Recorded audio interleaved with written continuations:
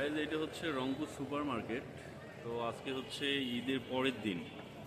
যে জায়গাটা রংপুর শহরের মধ্যে সব থেকে বেশি গ্যাঞ্জাম, অল টাইম লোকজন থাকে, সে জায়গাটা আজকে একদম শূন্য দেখতে পাচ্ছেন। উপরে দোকান খোলা আছে খুব কম, আর সামনে একদম ফাঁকা, লোকজন নাই, পুরাটাই ফাঁকা।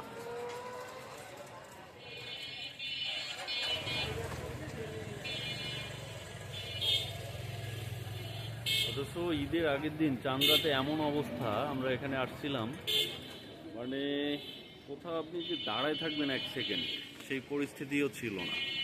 তো আজকে দেখুন একদম পুরো ফাঁকা, কোনো লোক নাই, মার্কেট সব বন্ধ, সবাই ঈদের ছুটিতে গেছে, অনেকে ঈদের দাওয়াত খাইতে গেছে। তো এই হচ্ছে অবস্থা মার্কেটে, পুরো শহরটাই ফাঁকা, একদম কেউ নাই। তো এটা হচ্ছে মেন রোড, আসলে সুপার মার্কেটের সামনে ফাঁকা। মেন রোডে দেখতে পাচ্ছেন এখানেও খুব একটা গ্যাঞ্জাম নাই, শহর পুরাটাই ফাঁকা।